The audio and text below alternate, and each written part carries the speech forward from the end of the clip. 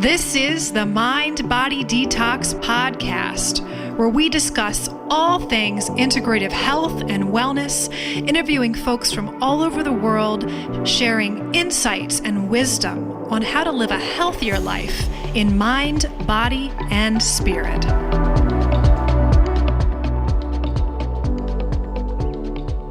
Welcome back to the Mind Body Detox podcast. I'm your host, integrative intuitive medium, Kara Lovehart, and today's guest is an entrepreneur, a transformational speaker, a seasoned media executive, and author of the upcoming book, Free to Be. Her name is Shirin Edesam, and I am really curious because I was watching some of her Instagram, and this woman has very much the similar wavelength of a lot of the things we talk about on this show. So I think you guys are really going to enjoy her as our guest. So, Shirin, welcome to Mind Body Detox podcast.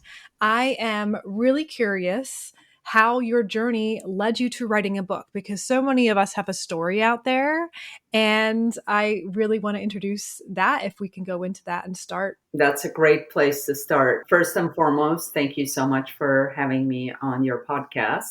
So my soul journey, and I mentioned in the book that prior to a big breakup in 2013, which ended up being the catalyst for my journey, I considered myself a half-assed spiritualist, kind of visiting spirituality when convenient or whenever I'm in trouble and be like, okay, God, if you get me out of this, I promise to believe in you. Whereas after the breakup, which was at the end of 2013, I really dove in deep into whatever it was. And at that time, I had no idea. I had no idea what I needed. I was with my partner for 13 years. We had 2 small children. We had been friends for 9 years prior to that.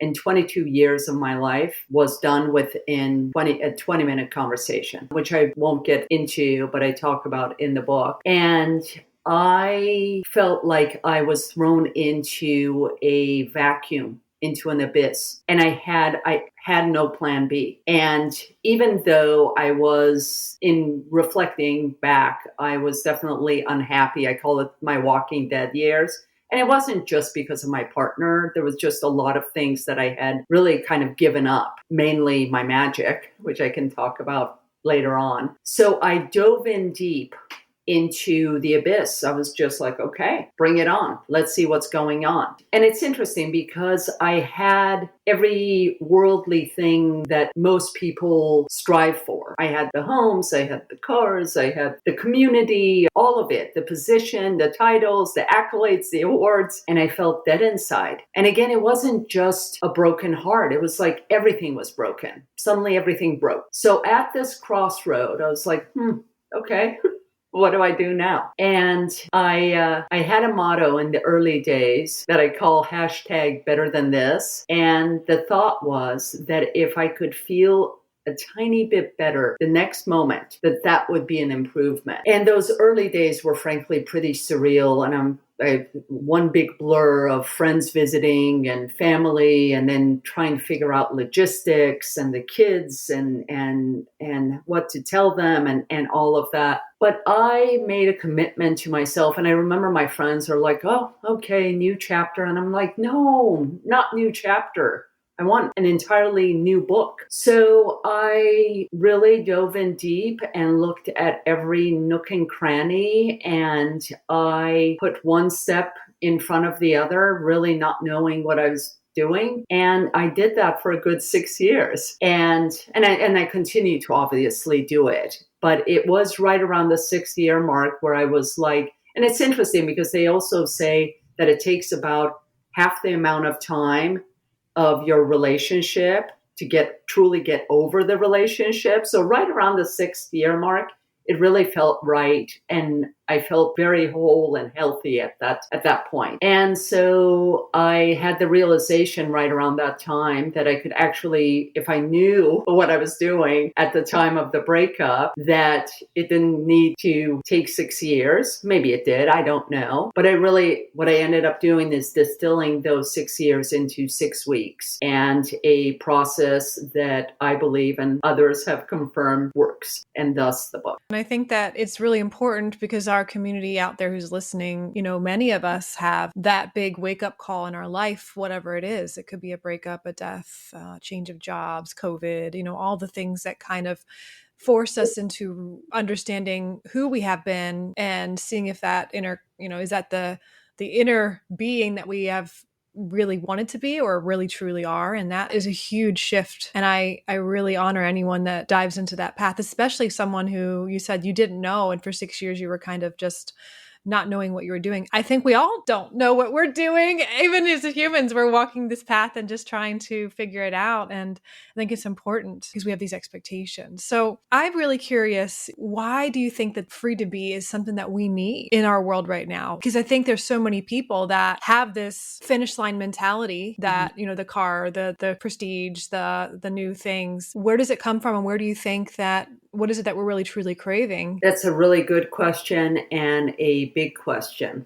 My belief is that in us doing what we are doing in this world, we are missing the essential conversations, the fundamental conversations. So we teach our kids math and science and English and, hopefully another language and so on, but we don't teach emotional intelligence.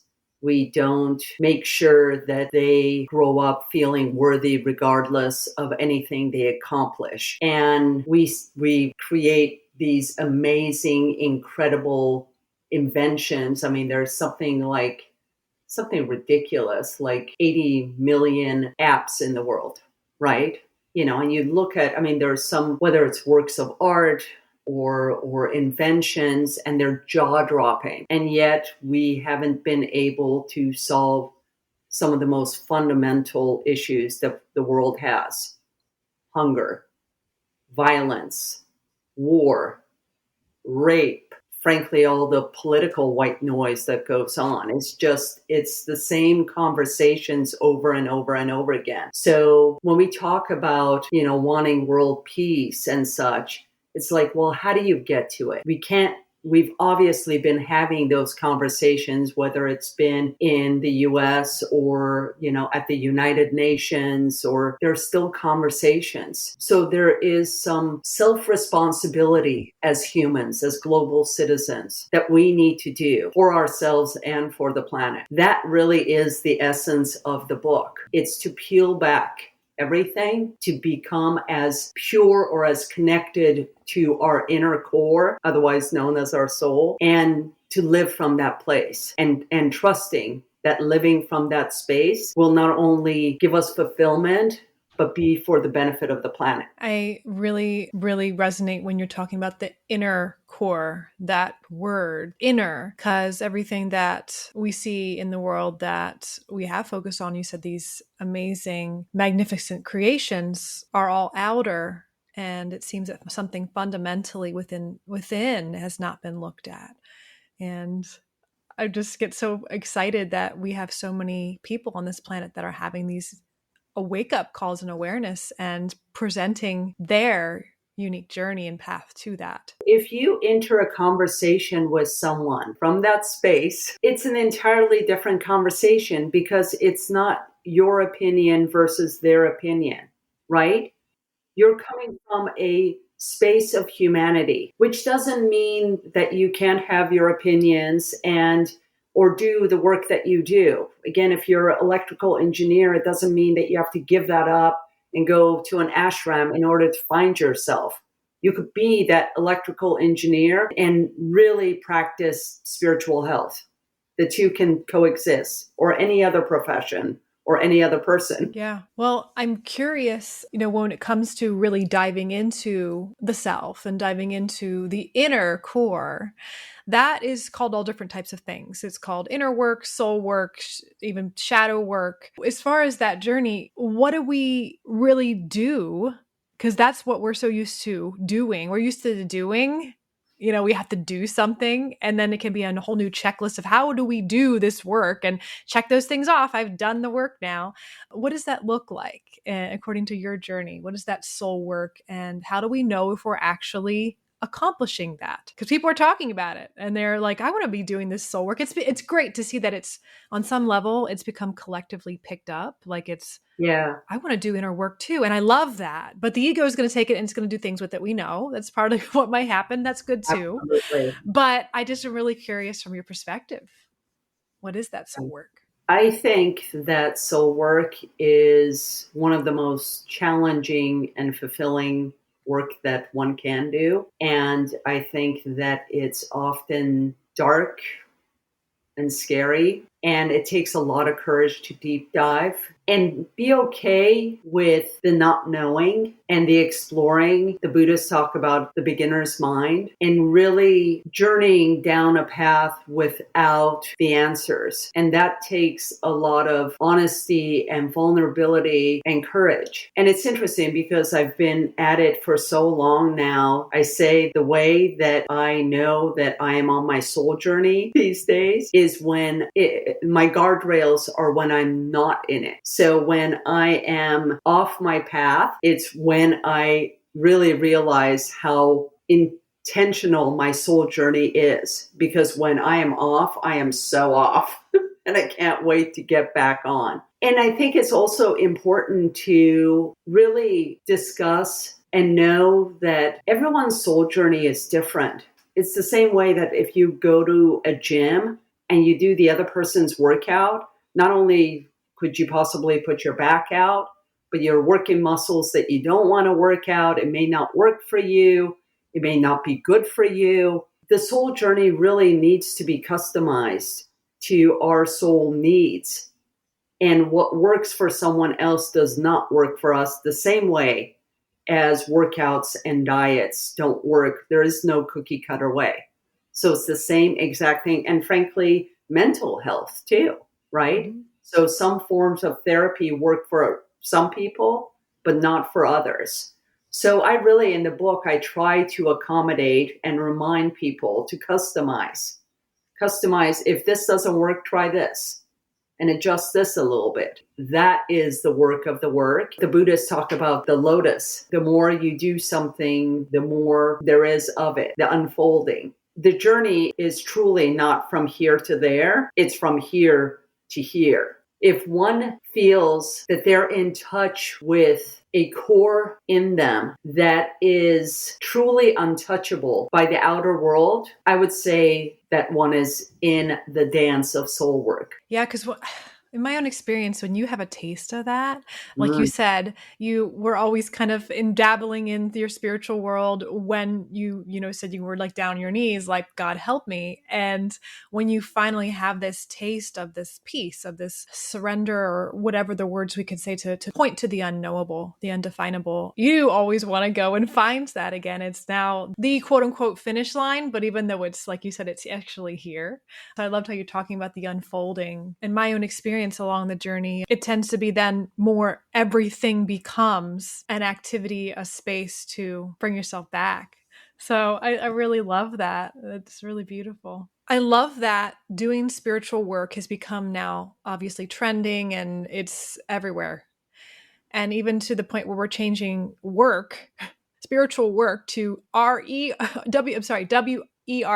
like the work. It's like, they're spelling it that way, is this trending thing. You got to do the work. And I think it's something that when something like that becomes pop culture, there's always going to be interesting shifts and changes and perspectives and different people taking it for what they particularly see it as and still trying to follow a map that someone else has created. And like you said, soul work is something that's individualized. And one of the things that tends to happen is people will reflect and see other people doing what they think is the right path for them and start to follow that. And that sometimes can lead them into these blind spaces in their journey. And we call spiritual bypassing is that we all potentially can get into. And I think it's not something to be judged or, looking at it from a neutral space, that it happens to all of us. But you talk about a spiritual coma. And I'm curious what your take on spiritual bypassing and a spiritual coma, what that is to you, and how that plays into this journey with soul work. Spiritual comas are the extreme of spiritual bypassing. It's almost as if you've been spiritually bypassing for so long, you don't know any other way of being. You're so deep in your poop that you're not aware that you're spiritual bypassing. To me, that's a spiritual coma. And spiritual bypassing can show up in so many different ways. One is obviously not dealing with the problems at hand and brushing them under a spiritual carpet, assuming everything will be okay. That kind of magical thinking, rather than deep diving into what you're feeling and what the issue is. And the other is doing that with someone else, right? They talk about toxic positivity. Somebody comes to you with a major, major heartbreak, and you're like, hey, look on the bright side. Oh, this too shall pass. Or, oh, good vibes only, you know? So that's spiritual bypassing. And what you mentioned also, you know, the idea of blindly following a quote unquote guru. And there's a distinction there, because I think that it is important, and there are a lot of spiritual thought leaders who have intensives, right? Who have intensive workshops and retreats. That's not the same thing. So I think those are fantastic, and I've been involved in them. Following a guru blindly is, you know, borderline cultish. And if somebody is doing your work for you, and in one way or another you're kind of spiritually saying yes ma'am, no ma'am, yes sir, no sir to that person, and you're not doing the work yourself, that's spiritual bypassing. So there's many, many ways of spiritually bypassing. And I think that if one is aware, and this gets tricky, I think if one is aware, then we can catch ourselves when we're spiritually bypassing. I assume you do so. I've like, okay, that was a bit of a spiritual Oops. bypass. Yeah. Oops. But it takes some doing to become aware that you are spiritual bypassing. And that's where it gets super tricky. And I do believe that the more aware one is, the more conscious one is, the more you notice it. But it does become tricky. I think it's really humbling too, because Absolutely. there is a sense of self like, oh my gosh, I've gotten my momentum here. I'm doing the things that you believe are working for you, and maybe they are. And then you find a corner of yourself that you never saw, and you're like, wow, okay. And as I've unfolded, it's just so beautiful. Every time I find something new, I get really excited, because it's like, oh, another corner to like look at and dive into. That's really fun. So I really enjoy it. And as you're talking here, you said earlier too, again, about the unfolding, and then it's new places and new spaces to continue to do the work. I find that part of my journey is, interestingly enough, is all the people that I interact with are equally a guru or a teacher. And I find that's very true. I'm sitting here, like you're saying, so many words and pearls of wisdom. And, you know, even the grocery store clerk, there's something. And I think that we inherently have some perspective that there's more value in someone that has a spiritual, you know, guru status or all these followers. And I think in some capacity at certain times in our life, we definitely can see something that had more oomph. It stuck out at us, and it helped us in a pinch. It was so much more maybe transformational, something someone said or what were instilled upon by someone. But I find that this valuing some one teacher or some person over another, whether they're actually a teacher intentionally or not, I find that to be something I found when my journey progressed. I found it to be limiting, and going, wait, there's everyone is a teacher. What is there to learn here? So I just would say that's my example for myself for what spiritual work looks like for me. So going into my next question for you, I want to know how you do your spiritual work. Like, what are some of the ways that you do that? And maybe some of the examples through your book. I'm just excited to hear your part of the journey. And again, reminding everyone that everyone's different. Like you said, Shirin, that every journey is different. I do spirituality, which I would love to change to, you said spiritual work. I call it spiritual health, much like mental health. So I practice spiritual health in many ways and throughout my days. It's become so integrated now that I don't really know any other way.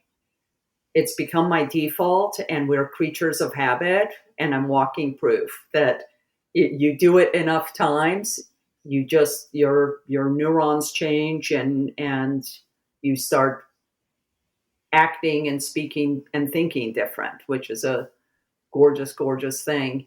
I do spirituality, spiritual health in a variety of ways. One of my favorite things, which is week 4 of the book, is playing. I love playing. I think that there is no better way of letting your soul live out loud, dance out loud, laugh out loud than to play. And as we start adulting in our life, we stop playing. So I play a lot. And there's different ways I play. For example, my wife would laugh at this because sometimes it lasts for a really long time, but I have a special language with our puppy. And I will spend, we will have these conversations, I kid you not, for a good 20 minutes. I love it. We get into arguments, we get into debates, and, we stop for a little bit of, cuddle time.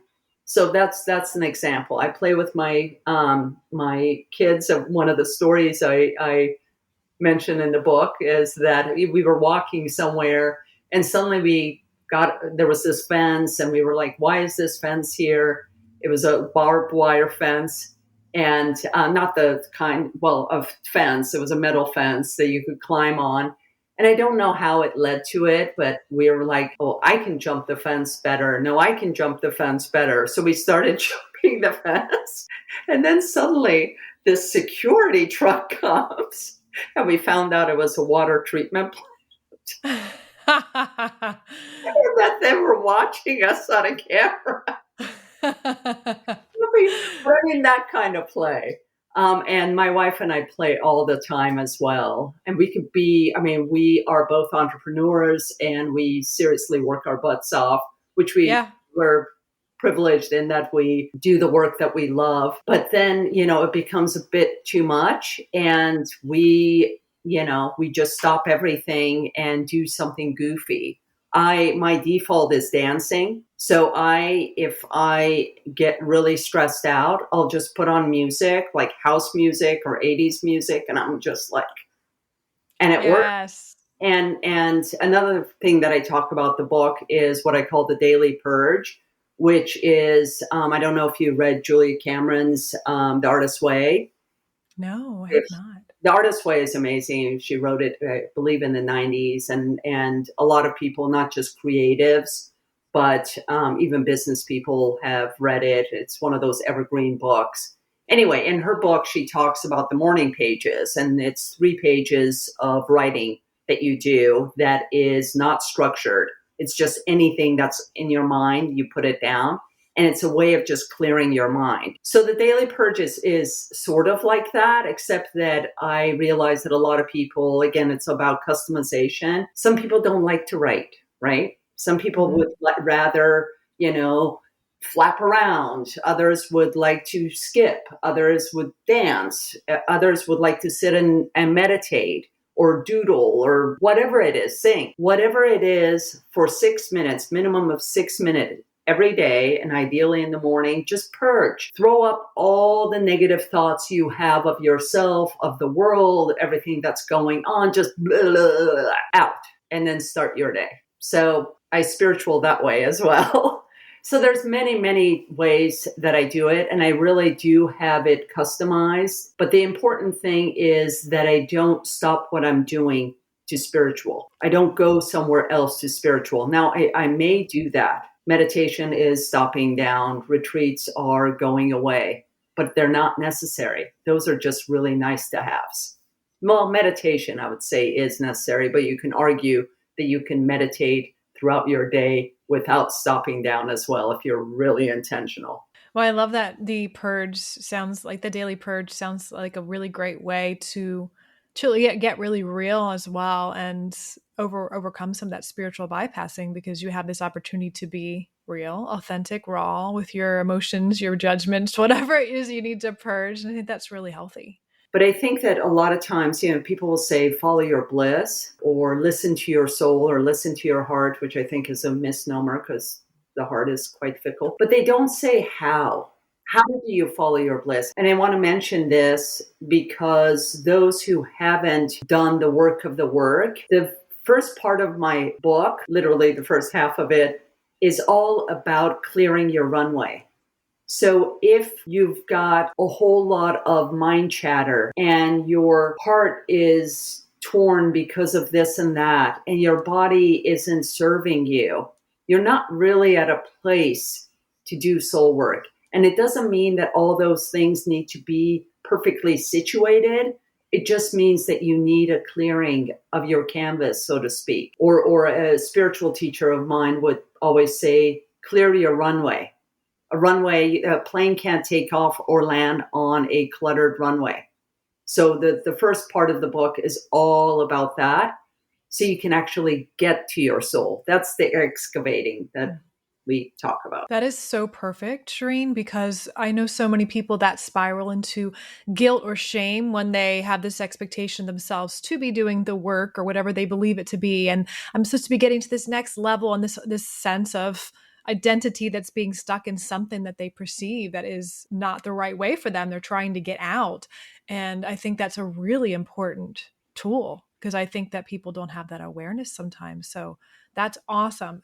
So the first half of your book is all about clearing the runway. I love it. Yes. And the second half, week 4, is about play.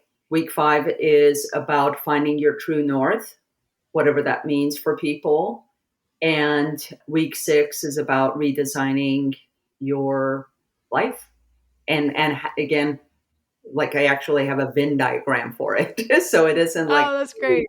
Live your best life. It's really, so I guess my book could be considered practical spirituality. It's all the house. I love it. I think that that's the big thing in anything spiritual. In general, I found there's such to be a lacking of any practical, down to earth, relatable action steps, especially for people who are so in their head or they get overwhelmed with all this extra potentials and information. And I know that one of the things that I loved about the content I've absorbed from you so far is the term infoxication, which is so funny because it's about absorbing information. So I'd love for you to touch on that. So infoxication is anything but foxy. And it basically is content overload. And the idea is that if you are infoxicated, you are so burdened and weighed down with content that you can't make a clear decision. That's infoxication. And we're all infoxicated. I mean, that's the truth of it in today's day and age. And frankly, I love content. That's what I do. I mean, I create content. But the filtering of it is no different than the thoughts we allow in. Just because you think it doesn't mean it's true. So some content that may work for others may not work for you. And the way that we consume it is also important. Some people really like the morning news. I can't do it. I can't. I will check on the news after I get up and have my coffee and meditate. I will check in on the news because I think it's important to have global awareness. And the way that I do it is that I check a few different sources. And sometimes they're opposing sources just so I get a, holistic view of it. But I don't do it off of TV just because it's so overwhelming. And there's, they have intentions as far as how to provoke and all of that. And I can't do it. Again, I'm not It may work for some people, but it doesn't work for me. Social media. I mean, I spend so much time, talking with my screenagers about, the importance of balance. And now they know it. They come home and they immediately turn in their phones. I mean, that's just part of it, part of their routine. And they don't get it until we've had dinner and they've done their homework. So there is that balance. And I'm not discrediting any content or the medium that it's delivered in, but we are responsible for the content that we allow in. And there are many, many ways of regulating that for oneself, and which I discuss in the book. So yeah, I just got this really interesting image that as you're talking, getting this kind of concept image of the human consciousness creating thoughts and getting stuck in our heads and mentally trying to process, and this whole journey of trying to have awareness with all the different facets of ourselves, the negative thinking, that being the journey. But it's possibly this overload of so much human creation, illusion and potentials that we create, that it's now outside in the world externally in a bigger way. Obviously we've created all these things, and in the online world of social media, with all this excess information and infoxication that's happening, it's like even more of an opportunity to not be able to hide, ostrich, put your head in the ground or sweep things under the rug, that you have to now learn. You're almost being forced to learn some sort of discernment, or it will be the chaos of your life. It seems like it's just another exercise or opportunity for us to learn discernment, not just with our own thoughts, but now externally. absolutely. I don't know if you watched the documentary, The Social Dilemma, which I I mentioned did. in the book, but that's even like one step up, in that the algorithms, and it's not a person, it's not, some dictator trying to, manipulate all of our minds. It's literally the algorithms, and now AI, that gives you the information it believes you want. So if that information is, and there's, corporate buy-in and commercialism and all of that, and that is repeatedly given to you, and you're not aware that that is happening, it seeps into one's mind. You are what you think. So be very, very mindful of what it is that you think. And our thoughts come and go, but we can choose which ones we let in and hold on to, and which ones we're like, okay, nice idea, but doesn't work for me.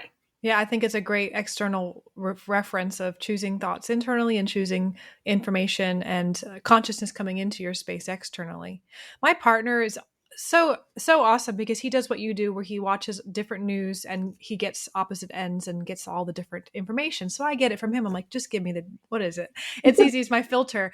He also, of course, he's in tech, so he's like, let's work with my algorithm, and he has a lot of different things he'll like and follow, and just to get a really interesting grab bag. And he's like, it's so funny, the algorithm does not know what to do with him because he has such an eclectic mix of things. You're like, I don't know what this person is, and it's amazing. So he gets some really interesting things that show up. We're like, that's funny.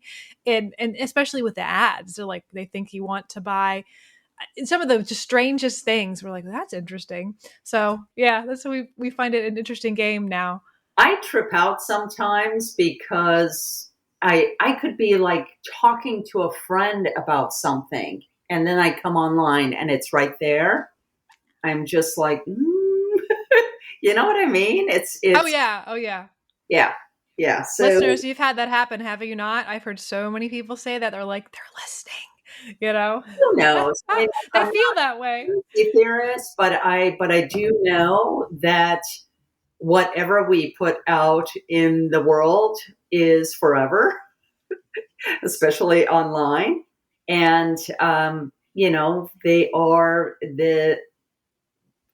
we are dealing with super, super, super intelligent, complicated systems that are just getting smarter by the day.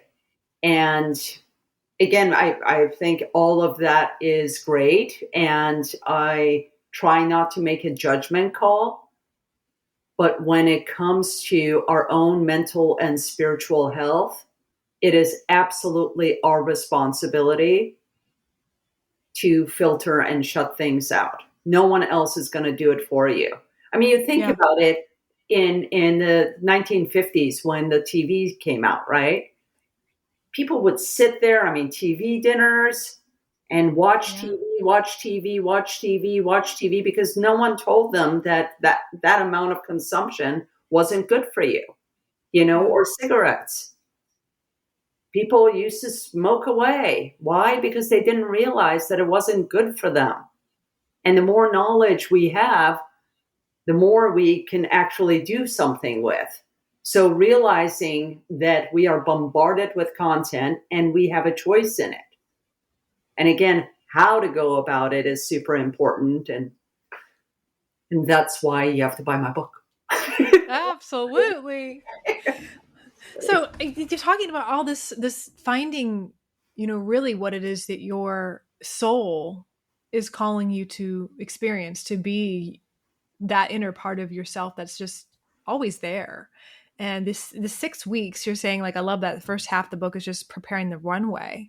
But as you're progressing here, along the journey, what do you think that is it the intoxication? Is it the system in general? What is it that you think is causing so much discontentment in our world? And is it because of the content? What is it that you feel contributes to this epidemic of discontentment? I'm going to say it's an epidemic of discontentment in our world. I mean, I really think that it's a Frankenstein of sorts. I don't think that anyone intentionally, and again, in Social Dilemma, they talk about it, that the people that actually created the various platforms talk about, like, that's not what I meant.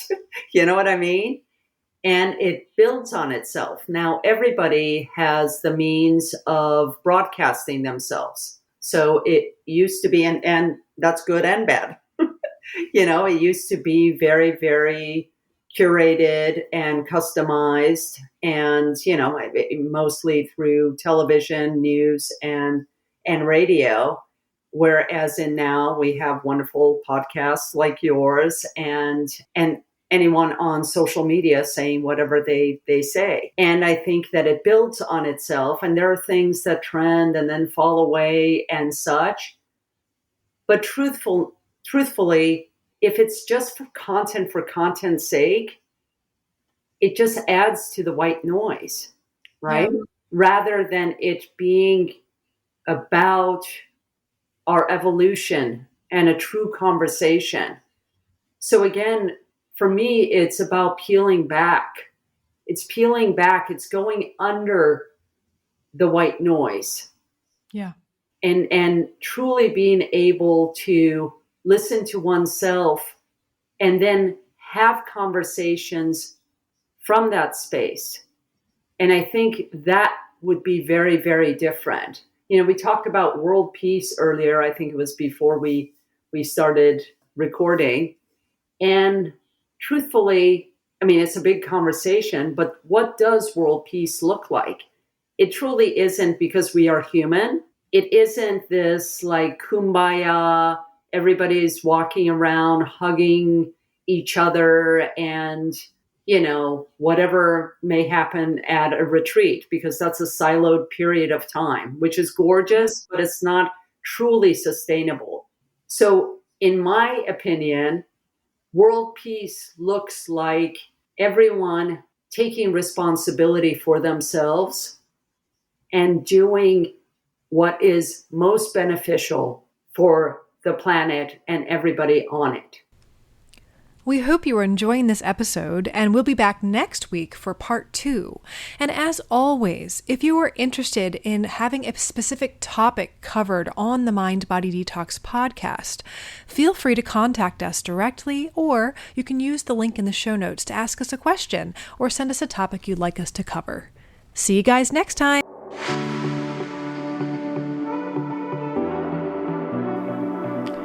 Thank you for listening to the Mind Body Detox podcast. We wish you wellness and health in your mind, body, and spirit. And be well until next time, my friends.